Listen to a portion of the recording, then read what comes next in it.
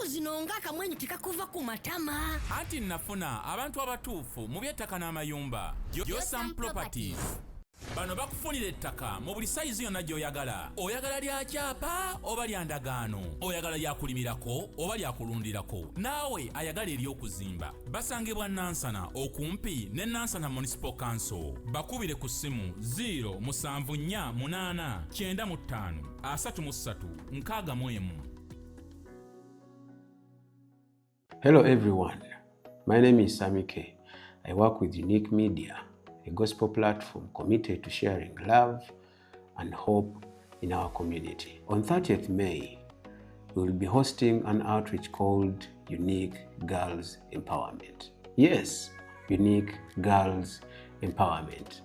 Our mission is simple but powerful: to support and empower young girls between the ages of 15 and 18. Many girls in our community struggle to access basic menstrual hygiene products. So something that is completely natural often becomes a reason for shame, stigma, and even missing school. That is why our message is clear. Menstruation is natural. The stigma isn't. Through this outreach, we aim to provide reusable sanitary pads, soap, shavers, knickers, and other essential hygiene items to young girls in need. Our target is to reach 200 girls and remind them that they are loved, valued, confident, and beautifully created by God. But we cannot do it alone. We invite you to partner with us through donations, support, or simply spreading the word so that together we can make a difference in these young lives. If you'd like to support this cause, please contact us on +256 786 026 647. Join us as we stand together to empower the next generation of young women. Remember, menstruation is natural.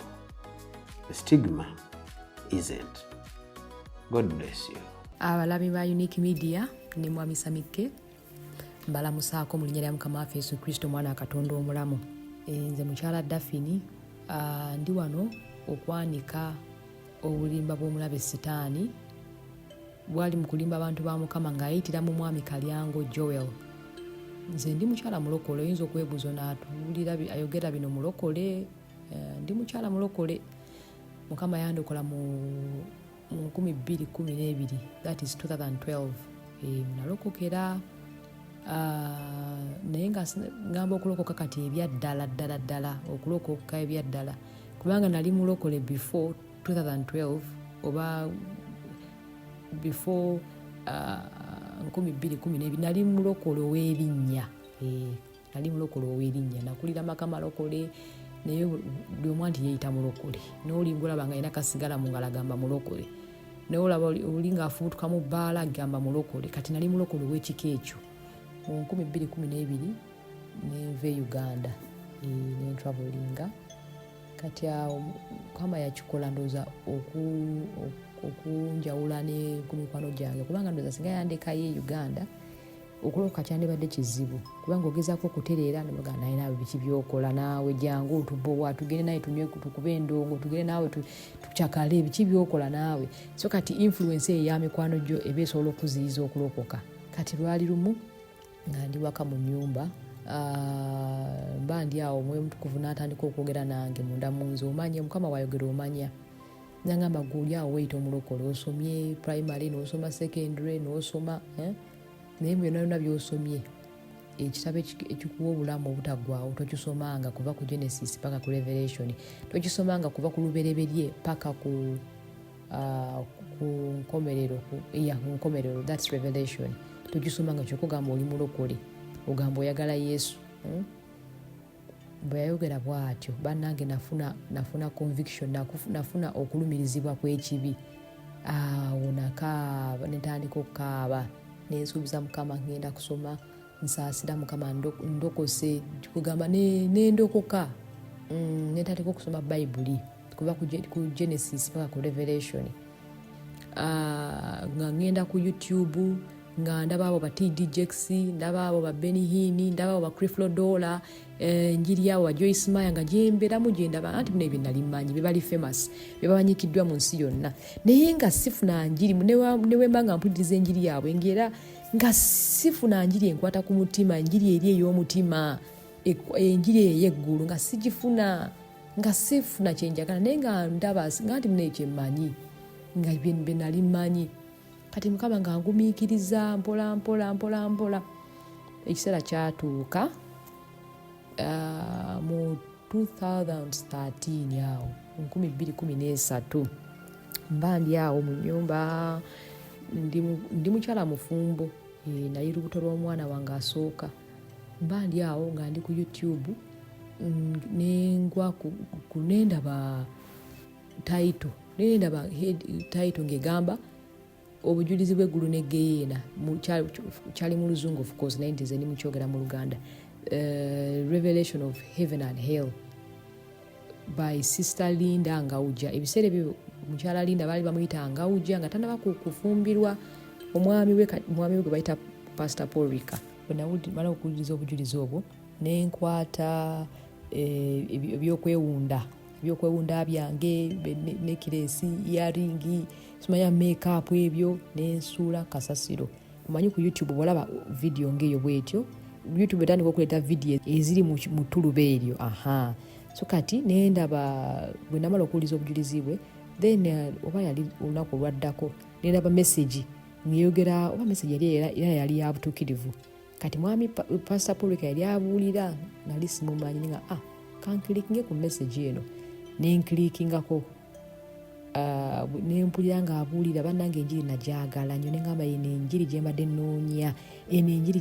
nnoonya yali asomesa ku butuukirivu n'obutukuvu okuva olwo sadda mabega kuva olwo n'afuuka omusumba wange nga tamanyi simumanyi okuva olwo omutukuvu nampa confirmation nti wuliriza omwami ono wuliriza ono.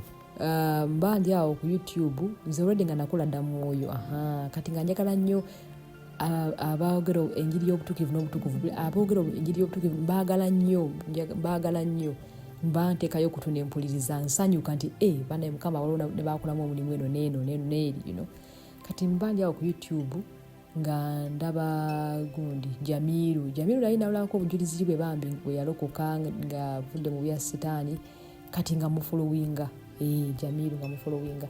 So kati awo nindaba gundi n'akyaza ono mwami Kalyango Joel omundi ogwasooka kati nindaba yali ayogera ku bya makeup earring bibi nesanyuka nenga waliyo newenoono kubanga si kyangwe nenjiri si nyangu yakugoberera abantu abasinga tebaagala omukazi okumujja ku makeup omukazi okugamba nti ndekera okuteekako ekiviri ekiri fake ku mutwe lutalo lwennyini. Kati bwe nawulira nga ayogera makeup bibi nesanyuka nenga Jamiru atuleeteddeyo ono bannange nesanyuka mutu w'amatu nenga akampulirize awo natandika okwogera olugero lwa Mary olugero lwa Maria nempuliriza kati nga ndaba yes it's true ebyawandiikibwa bigamba si buli kimu kituufu si buli kimu nti kyawandiikibwa mu Bayibuli si kituufu ekyo si buli kimu nti bakiwandiika mu Bayibuli era Bayibuli egamba singa byonna byali byakuwandiikibwa bannange tetwandisobodde kusoma Bayibuli kugimalako kubanga yandooza yandibadde etuuka ku kasolya paka eri waggulu. So kati Mukama yalondamu byayagala tukozese ebirala tulibisangayo mu ggulu byebataateeka mu Bayibuli tulibisanga. Yesu alibitunyumiza mu ggulu alibitulaga mu ggulu. So nenga nembuliriza story ya Mary nemuwa amatu bambi ng'ayogera n'obukkakkamu omusajja mukkakkamu bambi ekirala nekituuka nga ndaba mwami Mugerwa yamuwakanya nemba nga siri musanyufu nenga bannange kiki kino lwaki tagenda munda munzi gamba lwaki tagenda ku Unique Media agende ku Unique Media gye banaamuwuliriza gye banaamuwa amatu lwaki kati nga munda munzi bwentyo bwe ngamba lwaki tagenda ku Unique Media. So mba ndi awo nalira nga mufollowinga episodes zonna nazifollowinga bwe yali nga akyali ne Jamiru then awo nendaba kati nga atazze ku Unique Media nensanyuka nengamba olugero lwa Mary teyalumalayo eri kati yagenda ddumalayo wano kati nembeera so excited nensanyuka. Bingi byayogera nga bituufu yes nga bituufu kanzireyo ko wali kati ng'akyali ewa Jamiru. Wa Jamiru waliwo yayogera ku lugero, yali ayogera ku lugero lwa Mary teyateekamu kya Egypt, kubanga Mary ne Joseph waliwo akaseera baatuka ne bagenda e Misiri ne Yesu.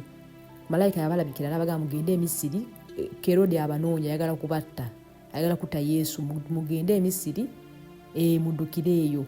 Kati ne bagenda e Misiri ne babeerayo for some time. Then ndoza Kerode bwe yamala okufa, malayika n'abalabikira n'agamba kati Kerode afudde, kati musobola okuddayo. Kwe kukomawo ndoza baatuukira Nazareth. Yesu gye yakulira Nazareth. Ekyo tekyalimu mu story ya mwami Kalyango. Kati nda mu comment section ono mulimba Misiri nga tekirimu, Yesu yagenda e Misiri ne bazadde be ne bamala ne bakomawo nga tokitaddeemu nga tekirimu, ono mufere mulimba. Kati munamulize kanga naye bano nga banguye okujajinga omusajja bannange kikikamukakkane nga muli bwintu bengamba. Kati nenga kituufu oba akirabidde bwerabizi kukiteekamu, ndooza akirabidde bwerabizi kukiteekamu. Kale tugende mu maaso. Bayibuli etugamba tubeere bagumiikiriza, tubeere bagumiikiriza mu kwogera ng'ate tuwulirize nnyo, ate tubeere bagumiikiriza mu kukwatibwa obusungu. Be slow to speak, quick in listening and slow to anger. That's what the Bible says. Bible bwetyo bwetugamba. Ningamugumiikirize nga tonnaba kusala musango, osooka n'owuliriza n'obuzaavinga n'ogobera omuntu oyo okumala akabanga, then awo n'olyoka otegeera nti oba ono ali ku mulamu oba alimba, topapirawo. Kati nange bwentyo bwe nakola. Ekyo nekyo tukireka. Then waliwo mwami Jamiru bwe yamubuuza n'amugamba nti singa oyina mukama wo nga musirikale, banaye mujja kuddayo mulaba akatambi ako, kireme okuba nti mpaayiriza oba ebbanga liyise, musobola okuddayo ne mulaba akatambi ako.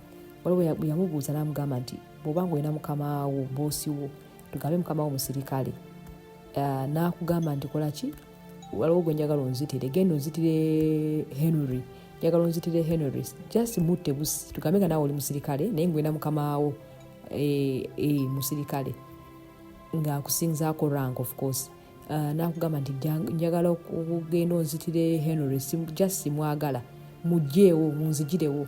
Kyokka kwe oli musirikale omulokole okikola. Mwami Kalyango yamuddamu n'amugamba nti Bayibuli etugamba tugondere bakama baffe, kituufu. Bayibuli etugamba tugondere bakama baffe, kituufu ekyo, naye si mu kukola bubi. Lwaki otta omuntu katalina kyakoze lwakuba mukama wa kugamba egenda omutte? Kati ye yaddamu n'agamba nti Bayibuli etugamba tugondere bakama baffe, omutta mukama wa kugamba egenda omutte, genda omutta, omugjewo, mukuba amasasi omugjewo. Mwami Jamiru n'alemerako n'agamba ddamu mpulira, ogambye otya? Mukama wa kugambye genda otte gundi ono mutte, talina kyakoze, talina buzibu bwonna naye, naye oli olw'omutima ogubi, olw'ebiruubirirwa bye tutamanyi, akugamba genda otte ono, ogenda kikola okuba amasasi omuntu ali innocent. Mwami Kalyango yaddamu nga Bayibuli etugamba tugoberere bakama baffe, nga uddamu otya bw'otyo, ansa nnyangu nnyo, gamba tomutta kubanga oli talina kyatojja. Mu ngeri eyo tosobola kugondera mukama wo, awo aba akulagira kukola bubi. Bayibuli tetugambangako okugondera bakama baffe mu bubi, tekitugambanga. Kati ntandise okuba ebituli mu byatugambanga, ntandise kati okwanika obulimba bw'omulabe sitaani, kati ntandise. Bayibuli tetugambangako nti tugondere bakama baffe mu kukola obubi. Ye yaddamu nti mukuba omutta kubanga mukama wawo bwati wagambye. Kati munamuuze ninga bambi osanga bambi ayogeza butamanya bambi, engeri gyali ku pressure, ono gyamulega n'ebibuuzo, gyamusojja kino nakiri amuliko omusajja amutadde katebe akookya, osanga bambi n'okulowooza katakyalowooza bulungi, kyava ayogedde bw'atyo. Nze bwentyo bwe na reasoninga munda munze, bwentyo bwe nakirowooza, ninga bambi osanga bimusobedde, kubanga okubeera mu maaso ga kamera si kyangu, bimusobedde, bimuyitiriddeko. Ndowooza bwatyo wazzeemu, ensonga lwaki bwatyo wazzeemu, takyetegeera omusajja. Naye nga okay, naye nga tazzeemu bulungi, waliwo bagenda okuwabya, kubanga Bayibuli, abooluganda mu Yesu abampuliriza, Bayibuli tekugambangako kugondera mukama wo mu kukola bubi. Baawo mukama wo kubanga ye mukulu yakulira family, omwami wo. Bayibuli gamba tugondere nga abaami baffe kubanga be bakulira family, they are the heads of the family. naye kati baawo tajja kugamba nti mukyala nteekerawo emabega obubi gye buva gye njagala okukozesa n'oteekawo mwami wange bayibuli tukatugondere babave mwami wange kamuteerewo ebyo bisiyaga ogenda kuyingira geyeena butereevu singa ofeka kutanda n'ofa essaawa eyo geyeena straight tosobola kuteekawo mabega mwami wakulya ebisiyaga katonda teyakitonda bwe kityo ekyo si kyekifo ekituufu okwegatta tojaga nti kangondere mwami lwakuba bayibuli tukatugondere bakama baffe nedda awo oli mu kwonoona oli mu kulya bisiyaga mwami wali mu kulya bisiyaga that's a perverted mind.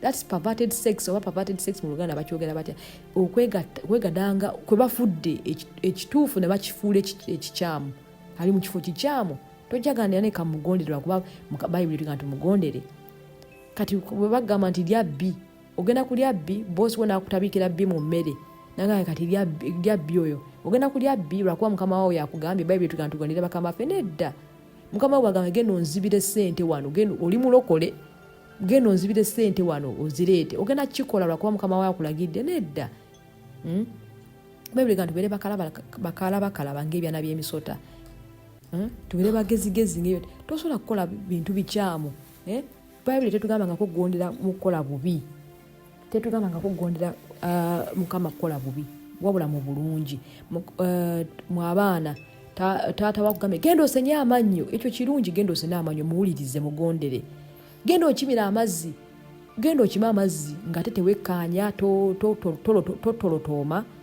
genda okimira ekitaawo amazzi genda okimira mama w'amazzi gwe gundi jangu osiimule wano ennyumba gundi jangu ogenda afumba emmere genda mu katale genda onteeremu amafuta mu mmotoka gwe gundi genda twalayo abaana ku ssomero visiting day ya Sunday genda obakyalire mukyala njagala onjoleze engoye zange mukyala njagala onfumbire ekyennyanja n'akawunga leero ebyo ebintu kale bwe bityo ebintu biraba nga si kibi nga si kibi nga kye bakugambye okola si kibi gonda kola ekyo si bibi si mu bubi bosi wagambye nnyo akukengezaako ndikangonera kwa mukama wanga ngambye nnyo omwenge nedda Ezekiel essuula ey'okubiri olunyiriro lw'omukaaga n'olw'omusanvu munansaasira oluganda si lwangu nnyo okusoma naye mukama ajja kumpa ekisa ndusome naawe gwe omwana w'omuntu tobatyanga so totyanga bigambo byabwe newaakubadde emyeramannyo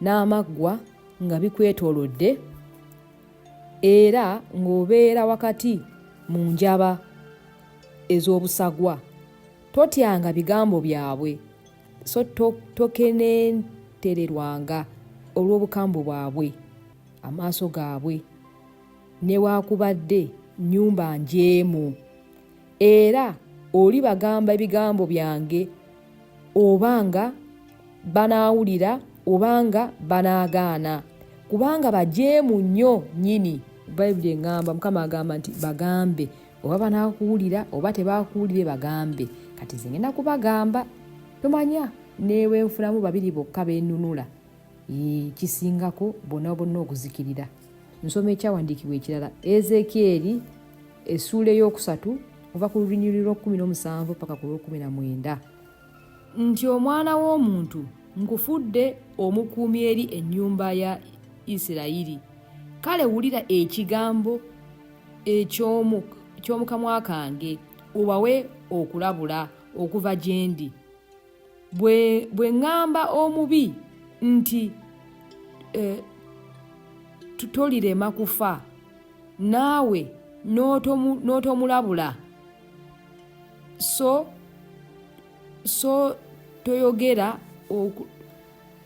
toyogera okulabula omubi okuva mu kubo eby'ekibi okuwonya obulamu bwe omubi oyo alifiira mu butali butuukirivu bwe naye omusaayi gwe ndiguvunaana mu mukono gwo era naye bw'olabula omubi n'atakyuka okuleka obubi bwe newaakubadde okuva mu kkubo lye ebbi alifiira mu butali butuukirivu bwe naye ggwe ng'owonyezza emmeeme eyo ekyawandiikibwa mukiwudde si bigambo byange kigambo kya Mukama kinkakatako okubuulira amazima.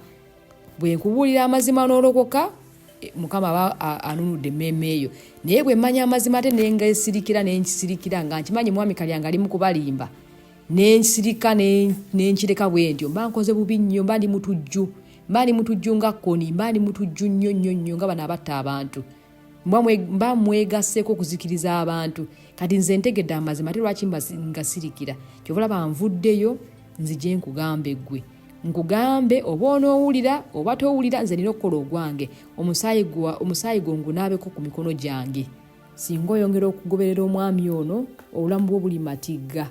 Alimbye bangi era akyali mu kulimba bangi.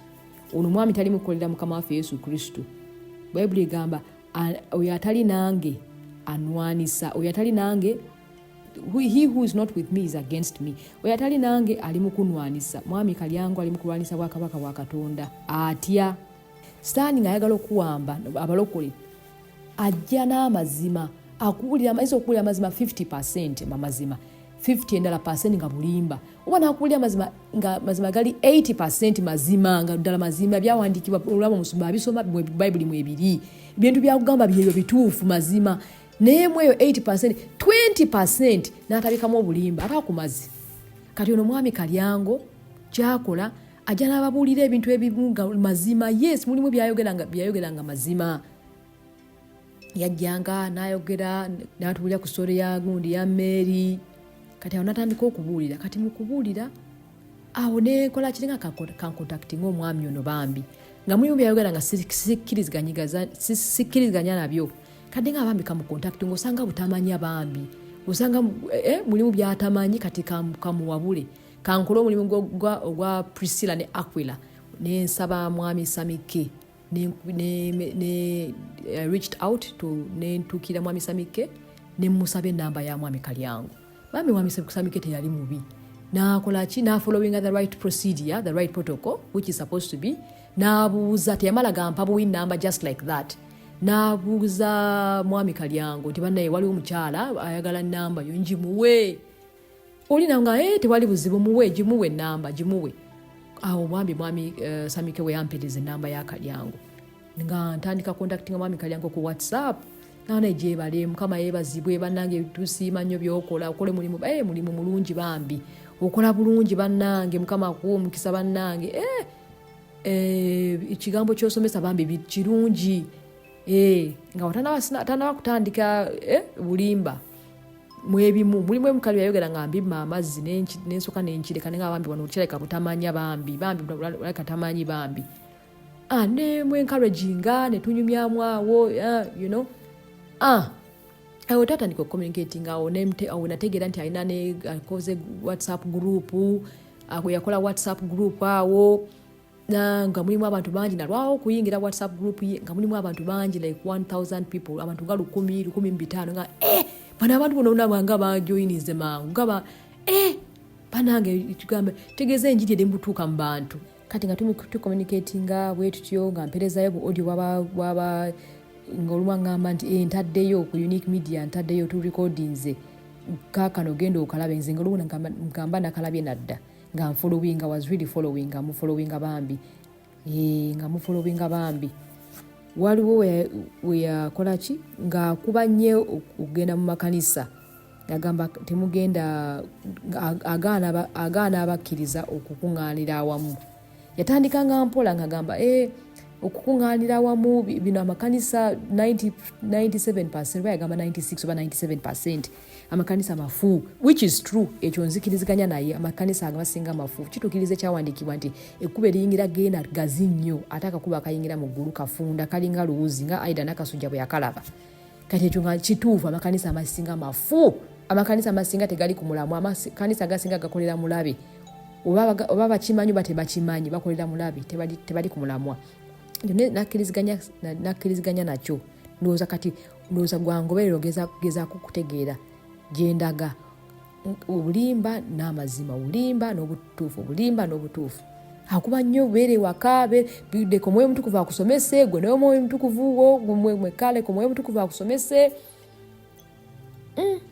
Ekyo neesooka nenkireka nga okay, ayinawo point awo kale.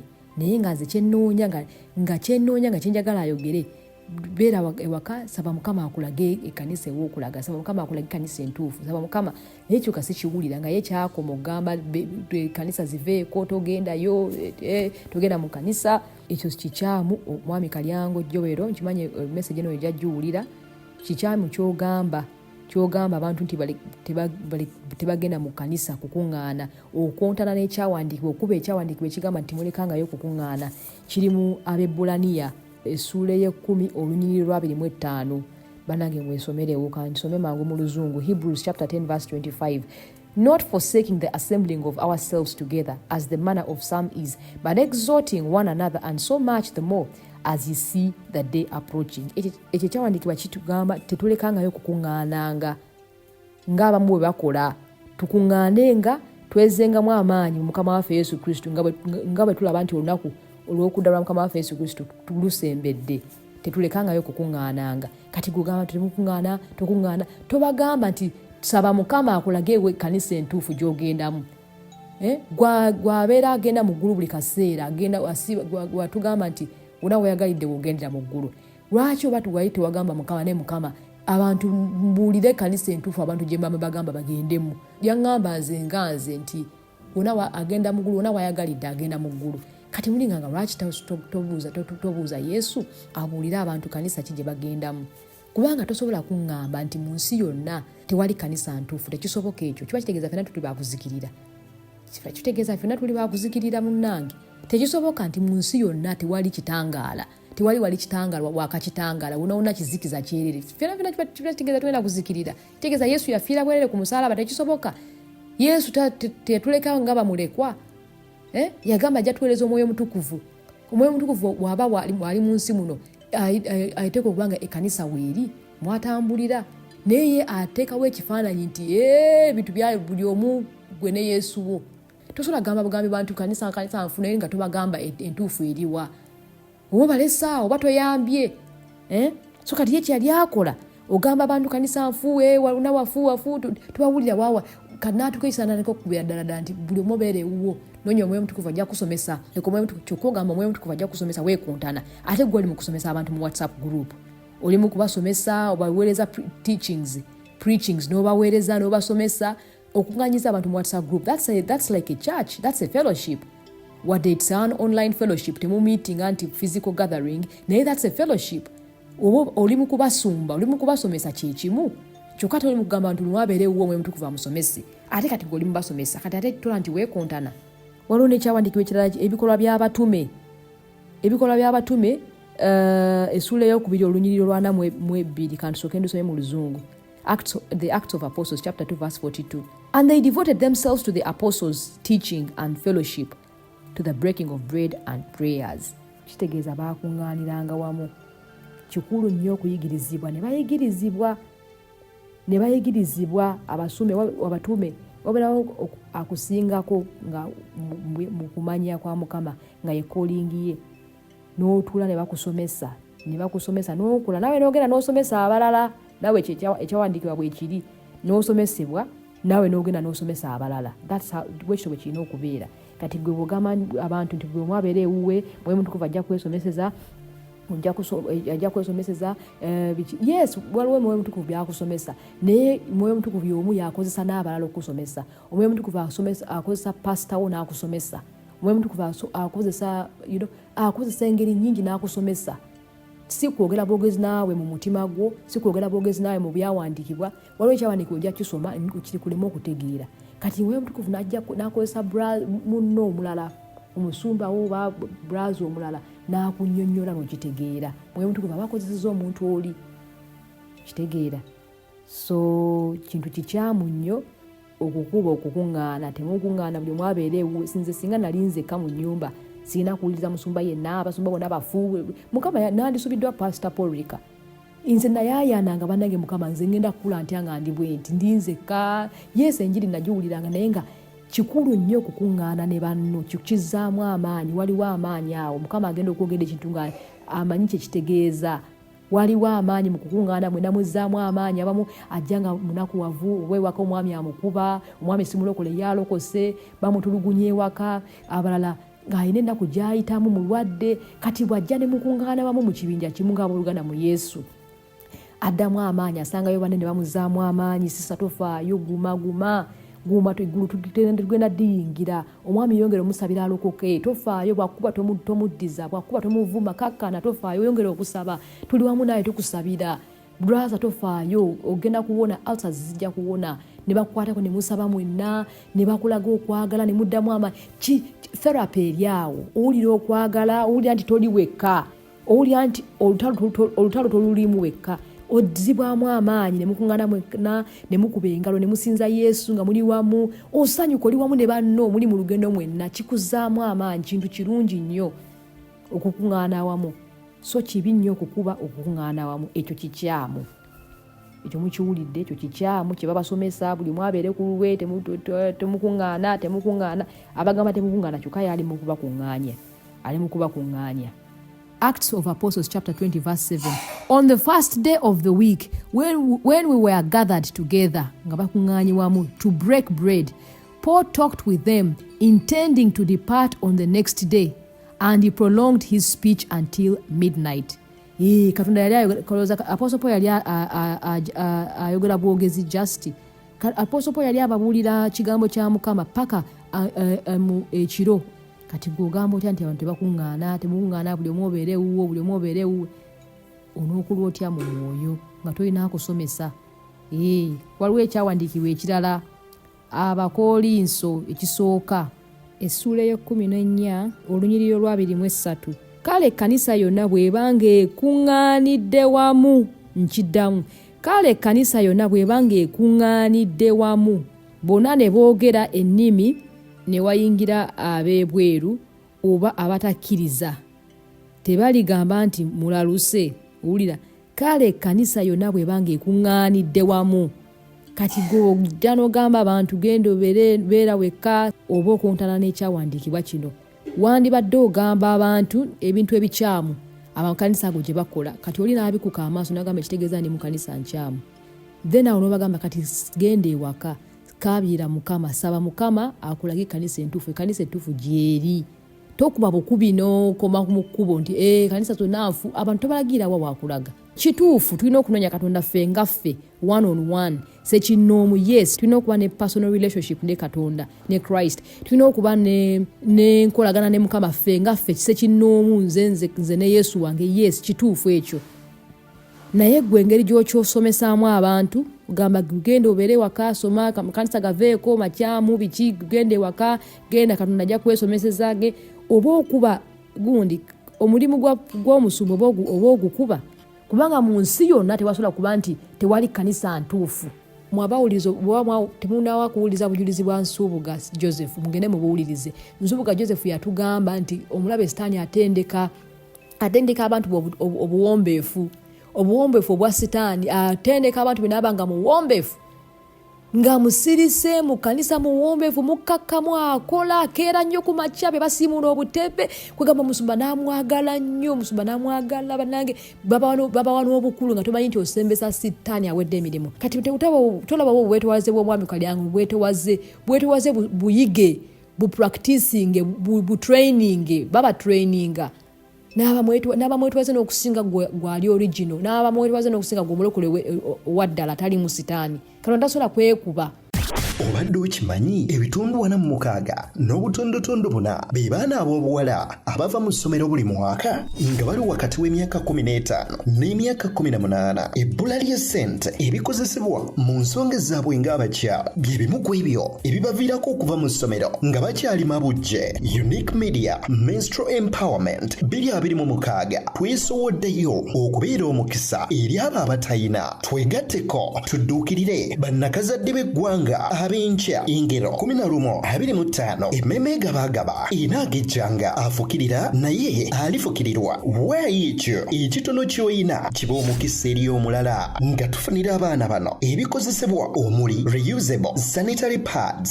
sabbuuni shavers engoye ebbaafu oba bucket na kyonna ekikozesebwa ky'osobodde ky'olabanga ekitalina makulu gy'oli kya mugaso nnyo eri omulala obuyambi osobola okubuyisa ku noti 786 noti 26 647 okugaba gwa mutima eri oyo yenna akiwulira wabula si kyabuwaze ng'ennaku z'omwezi 3 omwezi ogwokutaano 2026 Unique Media Menstrual Empowerment. Buli muntu yenna bw'ajja n'akugamba obujulizi n'akugamba revelation n'akugamba okubikkulirwa n'akugamba naye nga bikontana n'ebyawandiika ng'ebyawandiikibwa tebibackinga up ebyo ebintu byayogera oyo dduka misinde. Waliwo ekyawandiikibwa ekigamba kibanoonyeze nkibasomere. James chapter 2 verse 10. For whosoever shall keep the whole law and yet offend on one point, he is guilty of all. So kati oli bwakugamba n'akugamba ebirala n'akugamba nti yes tobba totta toyendanga n'akugamba nti oba tosonyiwa. Nkuwa example. Kati birala n'ojja bikola naye kino ekyobutasonyiwa ojja kuyingira geyeena biba bikulemye byonna bikulemye. Olina okukola gonna amateeka 10. Olina okutuukiriza olina okukola obutuukirivu bwonna mu bujjuvu bwabwo. Si kolako bimu ebirala n'obireka eggulu liba likulemye. Kati ono mwami Kalyango kyakola sigamba nti bino byabasomesa bifu. Ekirala mwami Kalyango Joel ayina enzikiriza gy'akkiririzaamu bagiyita universalism mu luzungu bagiyita universalism. Njikiriza eno bakkiriza nti geyeena si ya lubeerera nti si abanaagenda mu geyeena tekijja kuba kya lubeerera tekijja kuba kya mirembe na mirembe. Nti abo bonna abali mu geyeena nga wayiseewo ebbanga wayiseewo ekiseera ekiwanvu nti bajja kununulibwa nti Mukama waffe Yesu Kristo ajja kubajjayo mu geyeena abatwale mu ggulu bonna nti ekiseera kirituuka buli mwoyo guli mu geyeena oba gwafa tegulokose oba buli mwoyo gwonna ogugeyeena yenzikiriza y'aba universalism nti buli mwoyo gwonna oguli mu geyeena wadde wafa tolokose ekiseera kirituuka bonna balivaayo balinunulibwa. Kyagala okwefaananyirizaamu pulugatooli kubanga ne pulugatooli basomesa nti ogenda mu pulugatooli ne bakubonyaabonya n'obonaabona ne bakubonyaabonya mbu akaseera katuuka ne bakugjayo. Akatuuki basomesa nti akaseera katuuka mbu ku nsi eno kasaba nga bakusabira basabira omufu oyo nga bakusabira babonaabona ku lulwo ekiseera kituuka mbu Mukama n'akugjayo mu pulugatooli n'akutwala mu ggulu. Byagala okwefaananyiriza lwakuba eno bo universalism egamba esomesa nti ekiseera kirituuka mbu abo bonna bali mu geyeena ne bakola ki ne babajjayo ne bayingira eggulu. Enjigiriza nfunyo y'amagombe enjigiriza y'amagombe nfunyo mwami Kalyango ali mu kugisomesa yaŋŋamba nze kennyini kamwa kwogera yaŋŋamba nti waliwo enjawulo eri emirembe n'emirembe ne obuzibu Oluganda ebigambo ebimu tebirulina birina ekigambo nga kimu okugatta wamu. Kati mu Luzungu waliwo ekigambo kye bayita eternity n'ekirala kye bayita forever and ever then n'ekigambo kye bayita eternity. Kati ebyo ebigambo bye bimu. Kati omwami Kalyango ye n'agamba nti ebigambo bibiri bya njawulo. Eternity kiri different from forever. N'aŋŋamba abali mugenda bajja kubonaabona for eternity mbu for eternity naye mbu eternity tekitegeeza forever nti kati ekiseera kijja tuuka mbu after that eternity mbu after emirembe n'emirembe egyo mbu Mukama ajja kubajjayo mu geyeena ajja kugenda ajjayo abantu emyoyo mu geyeena mbu kuleka sitaani yekka namubuuza ate sitaani naye bajja mujjayo n'emizimu ekyo n'aŋŋamba oba yaŋŋamba mu sitaani yajja osigalayo ndooza yekka mbu abantu bali bajjayo. Ekyo saakikkiriza. Kati n'aŋŋamba mbu olumu amanyi okukema gombe agendeyo mu geyeena n'abuulira enjiri agenda mu bottomless pit obunya obutakoma bayibuli bweyogerako mbu n'abuulira emyoyo enjiri waliwo neyeefulanga bo n'ababuulira enjiri mbu ababuulira enjiri mbu basobole abafa tebakkiriza njiri bafa tebalokose agendayo mpolampola mbu ne malayika agendayo mbu n'akola kinagezaako kubabuulira enjiri mbu balokoke. Muwulire obulimba buno bannange oba muntegeera n'ababuulira mbu balokoke abakkiriza ekiseera kijja tuuka nti Katonda abajjeyo. Obwo bulimba bwennyini bannaye musome ebyawandiikibwa mulemu okulimbibwa. Ate kino takyogerako nnyo, takyogera nga tugambe you're one on one with him oba mukubidde essimu oba mukyatinga gwe wamu naye. Sinnabamuwulira kusaamulirako ng'akyogera aba ku YouTube collective ku YouTube. Noze yalaba nga kijja ku backlash, yalaba nga kijja leeta enkaayana nnyingi. Tatera kyogerako ekya confidently oba boldly. Ekyo tusakikkiriza. Nabeerawo nenkirowoozamu nga yangamba nenga akangende enkebera ebyawandiikibwa. Ekitegeeza mbu nga wayisewo ebbanga n'aba bali mu Geyeena nga wayisewo emirembe n'emirembe Katonda ajja kubajjayo mu Geyeena baddeyo mu ggulu. Nenga kikuwa false hope, kikuwa kikontana kirwanisa okufa kwa Mukama waffe Yesu Kristo ku musaalaba.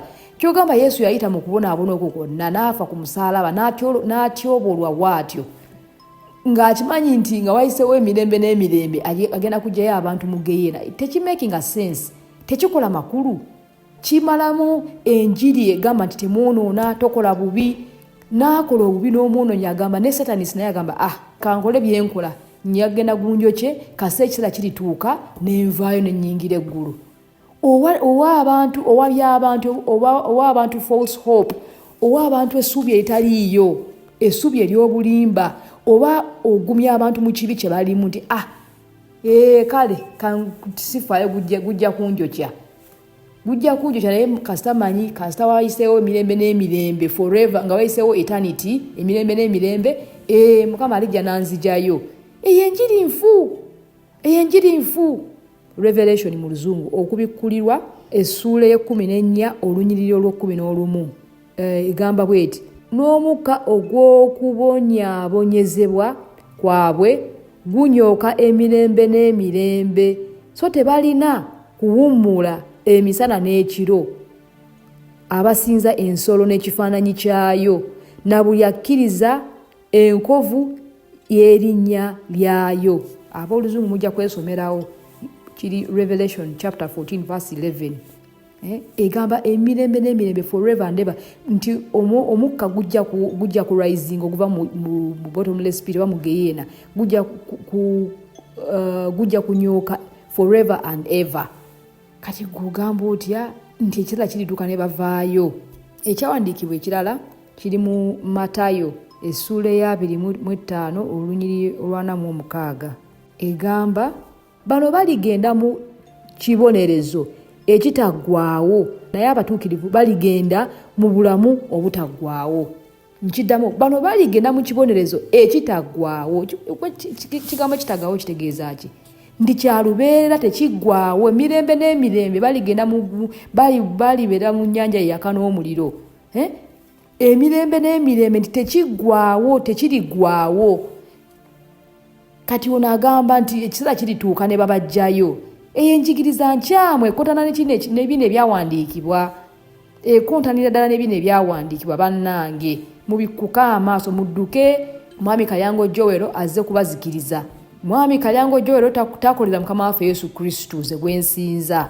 Mwami Kalyango Joero yono yajja mission ye gyaliko ajira kyobula bakozesa nnyo kidini kigambo mbuye ajira abo abalina ennyonta yes ajira mulimu abantu Sitaani alaba nga mulimu abantu nga akoye enjiri ya kitole kibake kitwale ngayagala enjiri emukyusa ayagala enjiri emukwata ku mutima ayagala enjiri emugama enjiri ey'omwoyo etwala mu ggulu. Kati Sitaani n'apulaninga nga tukoze tutya tuwambe ne bano abagala enjiri eyaddala etwala mu ggulu tubakoze tutya tubalemese nabo. Ne bakusindikira Mwami Kalyango Joero nti kati genda weefuule nti naawe owulira enjiri y'obutuukirivu n'obutukuvu weekwekemu ekyo naye oba wabye. Kati asanga abo nga bambi oli mukoowu nganze bwe nali bambi nga nina ennyonta nakoowa kitwale kitole kibake ojja gaggawala enkya naye ndi mu kibi nga essaawa yonna wenfiira Geyeena. Be bano abantu bagenda mu makanisa nga January paka December taliwulirako nti bannange okugyamu embuto kibi. Taliwulirako nti okuba mukyala namba 2 kibi. Tabiwulira ebyo nti bannange okulyaza amanya kibi. Tebabiwulira ebyo bawulira kitwale kibake. kati abo atuka ekisala naye nakoowa natandika osaba mukama naye mukama nkuze ntya njagala enjiri eyaddala nga ememe yetesetesa okuwulira kati abo sitaani agenda nadduka neyeesookayo sitaani adduka neyeesookayo najjiramu ekyo ekiti nti abuulira njiri ya butuukirivu na butukuvu najjiramu ekyo ekiti nti abuulira holiness najja n'akubuulira obulimba kibi okunywa omwenge kibi naye n'abaako byafuula n'ateekamu ebikyamu abaakumaze n'ateekamu ebikyamu n'ateekamu obulimba abaakumaze kyovala agamba ayagala abo abalina ennyonta ayagala abo abayi mbwajidde abo abalina ennyonta yasanga abo bambi basajja batu ne bakazi battu nga bambi baagala ddala kulokokera ddala baagala eddala enjiri etwala mu ggulu kati abo n'akwata abo n'abako byababuulira nga yes n'ababuulira emiziki w'ensi mubi okunywa omwenge kibi okubba kibi naye n'ajja n'abagamba nti ekiseera kirituuka mujja kuvaayo mu geyeena ekiseera kirituuka mulivaayo mu geyeena ekiseera kirituuka oyo aba akumaze mulimu n'enzikiriza gye bayita annihilationism yene njikiriza waliwo abakkiriza nti bw'ofa ojja osaanyizibwawo ddala n'obanga tokyaliwo tewali ebyo mbu waliyo afterlife tewali ebyo mbu waliwo simanya erinsi y'omwoyo gy'otuuse simanya n'ogenda mu bugeyeeno oba ggulu nti bw'ofa oviirawo ddala n'oviirawo ddala nga bw'olaba ebisolo abo nawo gye bali abakkiriza enjigiriza eyo bwetyo ekyawandiikibwa ekirala kankisome kikontana nene enjigiriza mwami Kalyango gyali mu kubagamba Matthew 25:41 Matayo essula ya 25 olunyiriro lwa 41 awali bagamba mukama waffe Yesu Kristo abali ku mukono gwe ogwa ddyo nti muveewo wendi bamuve mu maaso abakolimirwa mugende mu muliro ogutaggwaawo teguggwaawo gwokya emirembe n'emirembe ye yagamba waliwo enjawulo wakati w'emirembe n'emirembe ne forever ne simanya n'emirembe n'emirembe ne eternity mbu byanjawulo kati gwe wuliriza enjigiriza ya bwetyo n'ogikkiriza n'ogiteeka mu bwongo otandika okukkakkana n'ogamba ne bwe nnyonoona kale okutambulira mu butuukirivu n'obutukuvu binnemye kasita kiseera kirituuka ne banzijayo mu geyeena n'enzira mu ggulu kinafuya lwaki Yesu yajja mu nsi Katonda yennyini n'ava eri mu ggulu n'ajja ku nsi n'abonaabona bamukuba ku musaalaba n'afa ng'ali bwerere bukunya bute n'abonaabonera ggwe nange ate amala ajjeyo aboonoonyi balukayida abali mu geyeena abakubi ba bbomu ababwatuka ne bayingira geyeena abasezi ababbi abafa tebeenenye abasiyazi bano bakisala mutwe abasalako abantu emitwe abalogo abaloganga ne batta abantu bona abafa tebeenenyezza nti amala ekiseera kiriyitawo amala nabo abajjeyo mu geyeena abatwale mu ggulu tekisoboka naawe totulimba mwami Kalyango tekisoboka eyo enjiri eva magombe lwaki olimba abantu weenenye mwami Kalyango weenenye oli mu kuzikiriza bangi ate kyannaku abakakanyaza emitima bagenda kuzikirira weenenye lwaki olimba abantu mwami Kalyango weenenye lekera okulimba abantu ba Mukama Yesu byafiira ku musaalaba Mukama si musanyufu lwaki olimba abantu ogamba otya nti ekiseera kijjatuuka bajja kubajjayo eri wansi nga Bayibuli egamba leero okufa enkya musango ogamba otya nti omuntu bw'aba nga bw'ofa nga teweenenyeza ebyo biba biwedde kasaka kutanda n'ofa n'ofiira mu accident n'ofa ekirwadde ng'ofudde oli musiyazi ng'ofudde tewawa bulamu bwo Yesu Kristo nga tewayatula bulokozi nga ate oba tutambulira mu butuukirivu na butukuvu ne gakutanda n'ofa geyeena waliwo enjawulo yagenda ne lake of fire kati abantu abafa essaawa eno tebatuukirawo mu lake of fire bajja kubakasukayo nga ku judgment day kati right now buli naafa ng'afiiridde mu kibi waliwo geyeena mu luzungu bagiyita hell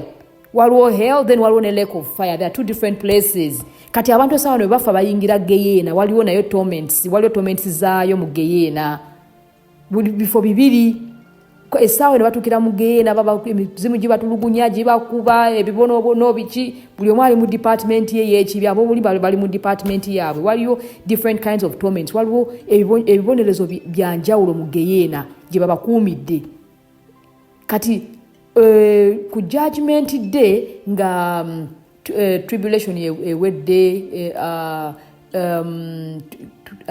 mukama ajja kujjayo abantu abali mu geyeena n'abali eno mu ggulu ffenna tufeesinga judgment day ng'atudde ku ntebe y'okusala omusango kati geyeena ewandula abaliyo amagombe gawandula abaliyo bajje buli omu awulire kyekimutwala mu geyeena buli omu awulire kyekimutwala mu ggulu kati awo bano abali mu geyeena already awo okufa ne geyeena byonna bikasukibwe kati mu nnyanja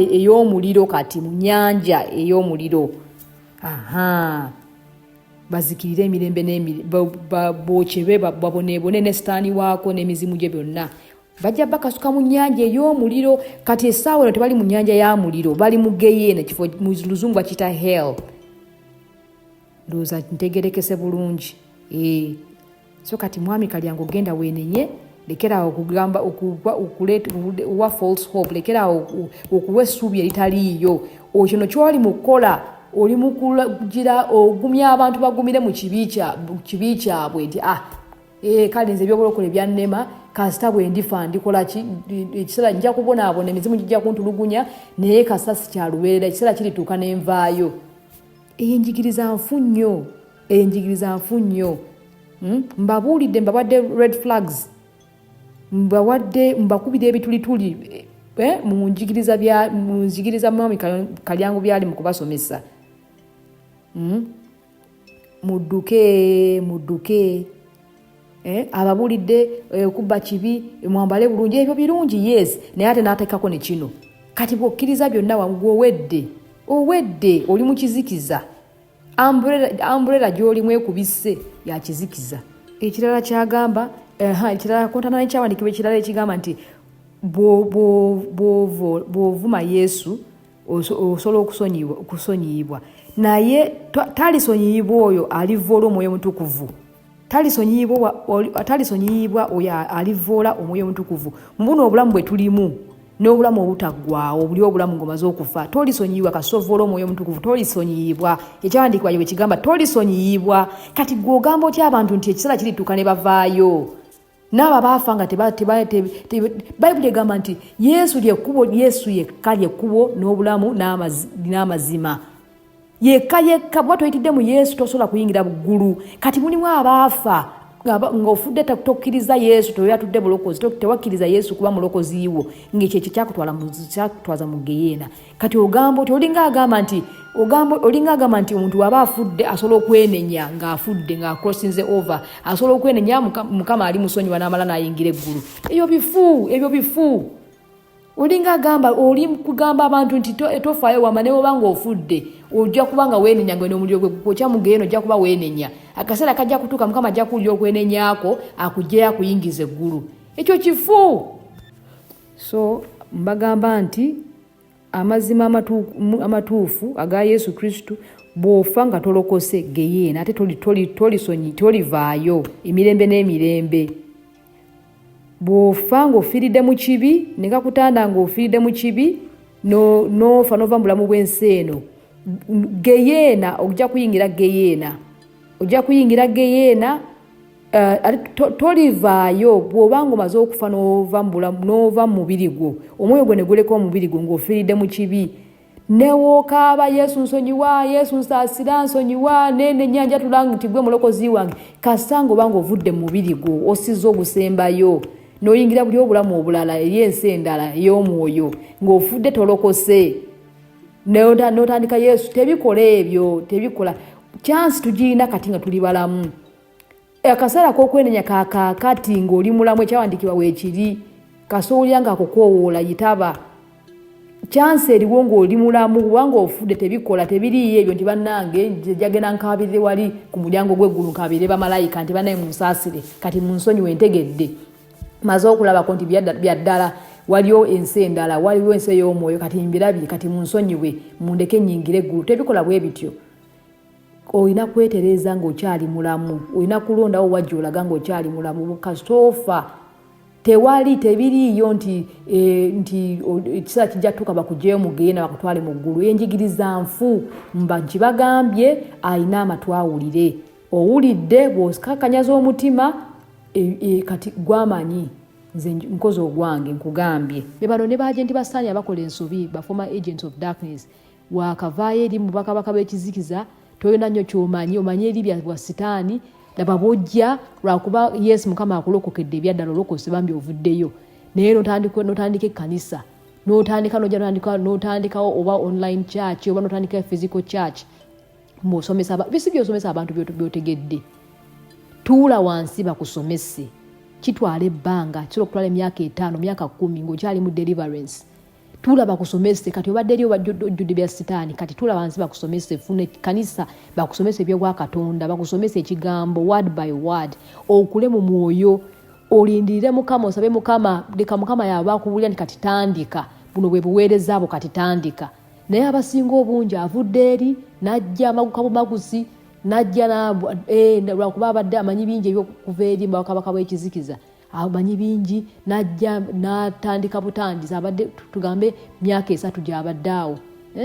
tofunye kusomesebwa tofunye kuyigirizibwa tobadde discipled n'ojja n'otandika mukama lwakuba ofunyeyo enyiririza omanyi mu bayibuli entolotono n'otandikawo ekkanisa n'otandikawo okusomesa abantu batandise okugoberera ogenda kulimba abantu ogenda kuzikiriza abantu bingi by'otamanyi abasinga obungi baba bakyalwanisa ekibi abasinga obungi baba bakyali mu kibi oli mu kubuulira abantu biki by'obuulira abantu ng'okyali mu kibi biki by'obuulira ovumaganya Kristo ng'abantu bannange twali eri nga tusuula abantu mu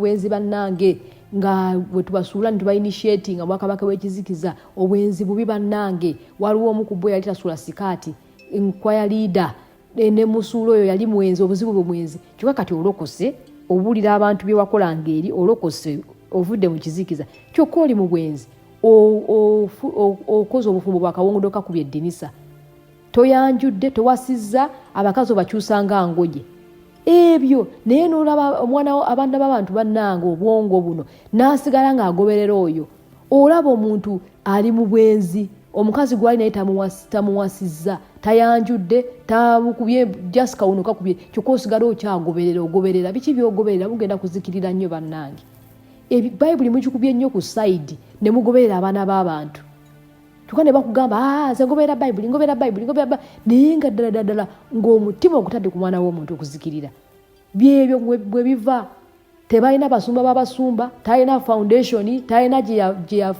kyaki gye yakuliramu mu mwoyo azebuzi out of nowhere nti bannange mujje mbasomese biki byosomesa abantu byotegedde kuzikiriza abaana b'abantu okimanyi nti ogenda kubuuzibwa bayibuli egamba tetutoolangako ku kigambo kya mukama ate tetugattako n'ojja n'olaba olina agattamu ebintu n'olwo n'atoolako neefuula amanye ennyo obulokozi obumazeemu emyaka 3 emyaka 5 neyo kiba myaka 10 naye nga tosomeseddwa toyigiriziddwa ogenda kulimba abantu ogenda kubuuza abantu mwegendereze nnyo bano abantu bajja out of nowhere najja mumulabye nze Yesu yankoze bw'ati nabadde mu ggulu jjo nalabye kino sigaana yes Katonda atwala abantu mu ggulu naye mwegendereze omuntu Yesu asobola otwala abantu mu ggulu ne balaba n'abalambuza geena yes wuliriza byakugambye byalabye mu geena ne mu ggulu bikwatagana ne mu bayibuli wewa bikwatagana ne bayibuli well and good twala message eyo genda weekyuse weetereze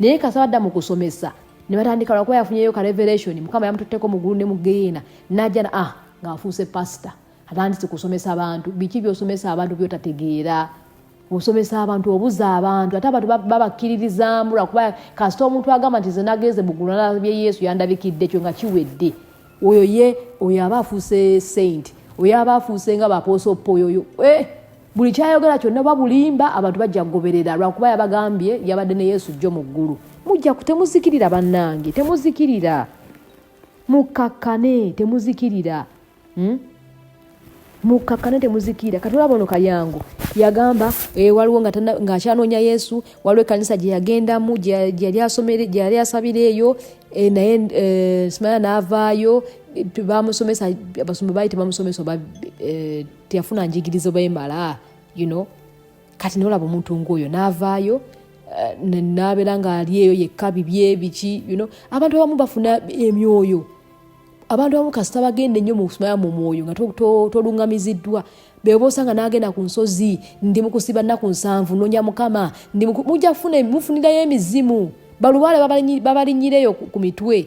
Mu nsozi wabeerayo emyoyo emibi, mu nsozi tewabeerayo nti Katonda yekka. Yesu osobola okugendayo n'onoonya Mukama n'omusanga, naye ne mu nsozi tetwerabira wabeerayo emyoyo emibi. Kati abasinga abo agenda mu nsozi anoonya Mukama sibye mwezi mulamba ali mu nsozi anoonya Mukama, emizimu gijja kuyingira. False Jesus kijja kulabikira. Ate abasinga obungi temwebuuza bamalayika bantiisa nnyo, bamalayika ba Mukama bajjudde ekitiibwa, bajjudde glory ina ati malayika bwakulabikira oyinza okulooza Yesu yakulabikidde kubanga bajjudde entiisa. Bayibuli ebitulaga ebyo byonna bye njogerako wano. Waliwo malayika bwe yalabikira yali Zechariah taata wa gundi John the Baptist. Taata wa John the Baptist, mama wa John the Baptist ye Elizabeth. Katata wa John malayika yabalabikira bali balooza nti obaani abo Katonda yabalabikidde yengeri gye bagwa wansi nga baagala kusinza businza. Ani omulala ono malayika gwe yalabikira baagala okusinza malayika ganne temunsinza nange ndi muweereza wa Mukama ngamwe temunsinza. Kikulaga kinti ekitiibwa malayika abaayakayakana nnyo ajjudde ekitiibwa, ajjudde agira mu maanyi, ajjudde yenna oyinza okumumisteeka n'olooza nti Yesu yakulabikidde. Kati ne Sitaani amanyi okwefuula nga malayika w'ekitangaala. Kati Sitaani alabikidde bangi, mwana wange nze Katonda wo, nawe n'omaguka Katonda wange tobuuziza gwani, buuza gwani gwe Katonda gwe Yesu Kristo mwana wa Katonda omulamu, gwe Yesu Kristo Omunazaalesi, kubanga Yesu Kristo Omunazaalesi ali omu yekka. Waliwo bayesu bangi. Ne Brazil eyo mu South America batuma nnyo Jesus, batuma nnyo ennya lya Yesu. Ne mu Bible mulimu ba Jesus. So kati ba Yesu bangi ng'erinnya olina okuspecify ng'ogamba ani Yesu ani andabikidde, gwe Yesu mwana wa Katonda, gwe Yesu Omunazaalesi, gwe Yesu yafa ku musaalaba saani kasitawulire kyadduka. So tomala gazunga katanambu ogenda mu makanisa yonna otomero genze lwakuba oli abagwera Yesu, oli a Jesus Christ Church Ministry. Kangende kanyingire wano bajja bakozesa ebintu, bajja kuba repingira mu office, bajja bakozesa ebintu bajja bakozesa saba. Nze nkugamba saba Mukama, lindirira Mukama ajja kulaga ekkanisa ennungi nga bwe yandaganze entuufu. Tomala gatomera, genda mu kkanisa yonna gy'osanze, bajja kusiyagirayo. Mala genda mu kkanisa gy'osanze bajja kugamba kwata gundi kalenda waliwo abamu babambaza apron nti apron teyitamu masasi waliwo ge bakuba amasasi apron teyamutaasa, muyambala eno apron teyitamu masasi. God of chosen bagamba saba God of chosen omumanyi gw'osaba, buyambala eno apron teyitamu masasi, dogo terijja kukwata, kwata eno gula peni ya $3 bw'onookola interview ojja kuyitamu bulombolo, bajja kulimba bannange. So saba Katonda akulage kanisa wawulaga. Tomala gatomera butomezi mbu ogenda bugenzi mu buli kanisa. Mukama atusaasire mu linnya lya Yesu.